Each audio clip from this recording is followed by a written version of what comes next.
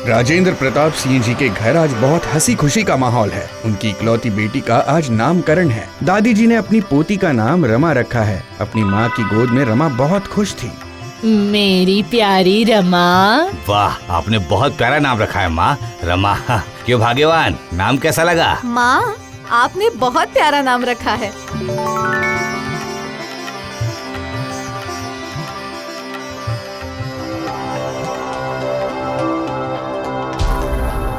मेरी बेटी की किस्मत कैसी है पंडित जी? इसके भाग्य में तो राजेंद्र जी सब कुछ ठीक ही है, लेकिन इन सब के बीच में एक लेकिन भी है। लेकिन क्या? बात जरा खुलकर बताइए पंडित जी। वो कुंडली में लिखा है कि इसकी 20 साल में दरअसल मौत होने का योग है। ये क्या? हे ऊपर वाले, हाय हाय, ये आपने कैसी बात सुना दी? ये क्या बोल दिया आपने? अरे पंडित जी, आप जरा अच्छी तरह से गणना करके बताइए, कहीं आपकी गणना में कोई गलती तो नहीं हो रही है ना? आप देख लीजिए एक बार। अगर मेरी गणना में कोई गलती हुई होती तो सबसे ज्यादा खुशी होती मुझे, लेकिन कोई गलती नहीं हुई है। किस्मत में जो लिखा हुआ था उसकी वजह से राजेंद्र की पत्नी इतनी बुरी तरह बीमार पड़ी कि वो मर ही गई। वो सब कुछ पीछे छोड़कर दूर चली गई। माँ के बिना रमा अपने पिता और दादी का प्यार और दुलार पाकर बड़ी होने लगी।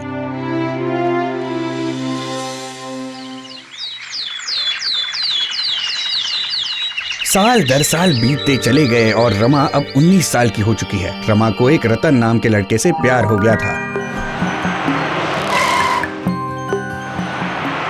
जन्मदिन मुबारक हो।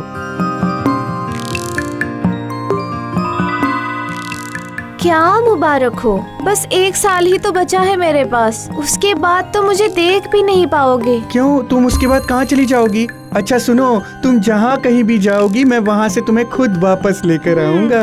ये सिर्फ बोलने वाली बात होती है। मैं जहाँ जाने वाली हूँ वहाँ से मुझे कोई भी वापस नहीं ला सकता। ओ रमा, तेरे बिना मैं जाऊँ कहाँ? अरे सीधे सीधे बोलो ना बाबा, तुम क्या बोलना चाहती हो? ये गोल गोल बातें मत घुमाओ। मैं क्या बताऊँ रतन, मेरे जन्म के वक्त ही ऊपर वाले ने मेरी किस्मत में ये लिख दिया है कि मेरी उम्र 20 साल की होते ही यमराज मुझे आकर लेके जाएंगे। क्या मतलब है? ऐसे कैसे लेकर जाएंगे? उनके देश में इनकमिंग टैक्स नहीं लगता क्या? नहीं, कुछ नहीं है, कुछ भी नहीं है। हमारे पास अब भी 365 दिन है। समय आने पर यमराज के साथ सेटलमेंट कर लूंगा। क्या हुआ तुम्हें? तुम चुप क्यों हो गए? मैं समझ गई, तुम मेरे लिए कुछ भी नहीं कर सकते हो। अरे तुम्हें किसी भी तरह की चिंता करने की जरूरत नहीं है रमा। तुम्हारी उम्र में बढ़ा कर ही रहूंगा। तुम बिल्कुल चिंता मत करो। कल सुबह ही मैं तुम्हारे पिताजी से बात करूंगा।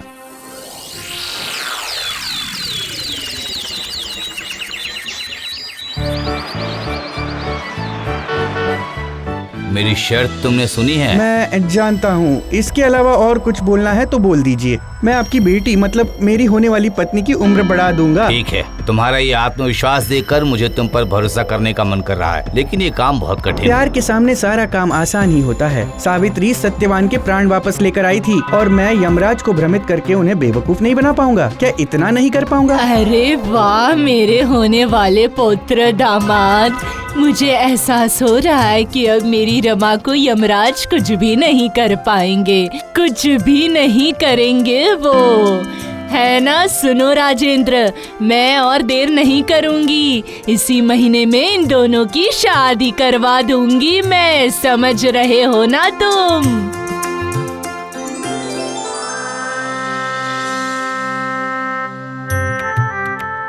बस उसके बाद रमा और रतन की शादी हो गई।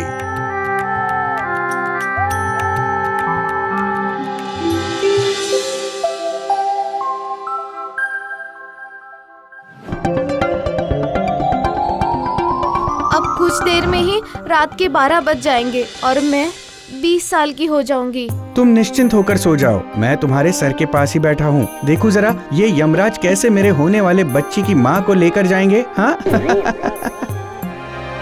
अब बस कुछ समय ही शेष है, उसके बाद रमा को मैं यमलोक लेकर चला जाऊंगा। रमा का समय खत्म हो चुका है। अब मैं इस थैली में रमा की आत्मा को भर लूंगा। आओ आओ आत्मा आओ।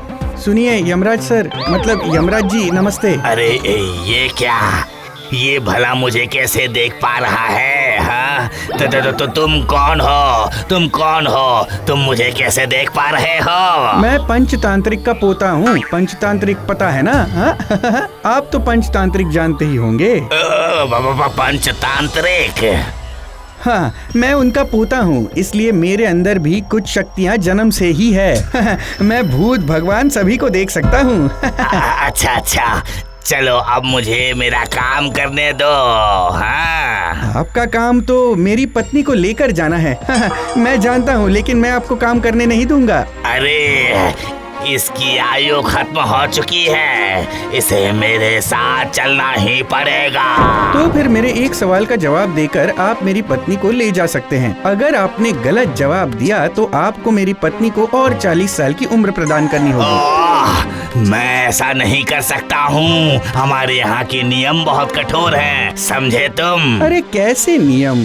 सावित्री का गाना सुनकर आप सत्यवान के प्राणों से वापस कर सकते हैं, लोगों की तपस्या से खुश होकर उन्हें दीर्घायु का आशीर्वाद दे सकते हैं, और रतन के समय नियम बना रहे हैं। और क्या आप साधारण से सवाल का जवाब नहीं दे पाओगे? अच्छा पूछो, कौन सा सवाल तुम मुझसे पूछना चाहते हो, लेकिन जल्दी पूछो। तुम्हारा उत्तर देने के बाद मैं तुम्हारी पत्नी को लेकर जाऊंगा। नारायण की कितनी पत्नी है?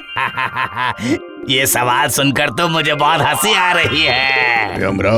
यमराज सावधान, ये बहुत ही कठिन सवाल है। आप बिल्कुल भी चिंता मत कीजिए, मैं इसका सही जवाब दूंगा।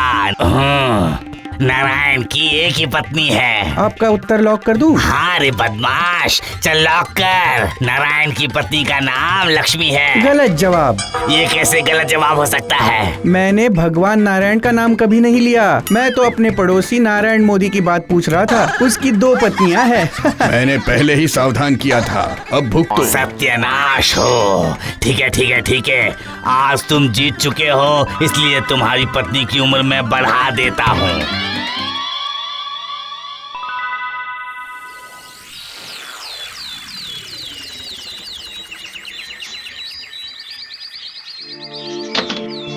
सब ठीक तो है ना दामाद जी? मैं आपको क्या बताऊं दादी जी, यमराज मुझसे हार कर किसी तरह यहाँ से भाग रहे हैं। देखिए। पंडित जी, ये सब बातें छोड़िए और सबसे पहले रमा के हाथ देखकर कुंडी मिलाइए।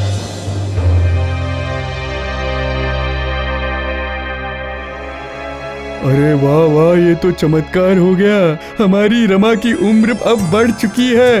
राजेंद्र साहब, बढ़ चुकी है इसकी उम्र। बहुत खुशी की बात है। अच्छा, हाँ रतन, मेरे पास आओ बेटा। तुमने असंभव काम कर दिखाया है बेटा, तुमने असंभव काम कर दिखाया है। यमराज के वापस चले जाने की बात सुनकर सभी बहुत खुश हो जाते हैं। रतन का अब एक बहुत छोटा सा परिवार भी है, और अब धीरे धीरे वरदान में मिले हुए 40 वर्ष पूरे होने में सिर्फ एक ही दिन बाकी है। डर लग रहा है मुझे, जैसे ही दिन खत्म होकर रात हो जाएगी यमराज मुझे लेने आएंगे। कोशिश करूंगा जिससे तुम्हें अभी मरना ना पड़े। तुम बिल्कुल निश्चिंत रहो, समझी? कुछ समय के बाद तुम 60 साल की हो जाओगी। वो देखो मोमबत्ती, केक, सब कुछ लेकर आया हूँ, चिंता मत करो। हाँ, मुझे बहुत डर लग रहा है जी। अरे चिंता करने की कोई जरूरत नहीं, मैं यहीं पर हूँ ना।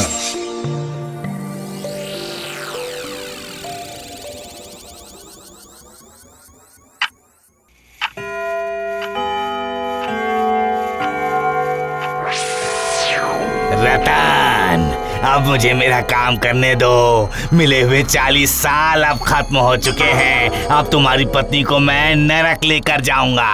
ठीक है, ले जाइएगा, लेकिन उसके पहले मेरे सवाल का जवाब दीजिए, उसके बाद। अच्छा पूछो, क्या सवाल पूछना है? तो बताइए, सरस्वती अगर नरक में चली जाएगी तो उसके पति और विद्या और हंस का क्या होगा? बताइए। यमराज, इस प्रश्न का उत्तर मत दीजिएगा। अरे बेवकूफ, सरस्वती कभी भी नरक में नहीं जाएगी, वो स्वर्ग में ही रहेंगी और इसीलिए उनके पति और विद्या और हंस उनके साथ ही रहेंगे। कर दी आपने गड़बड़। अरे उसने क्या देवी सरस्वती का नाम लिया था? रतन की पत्नी का नाम क्या है, याद है ना?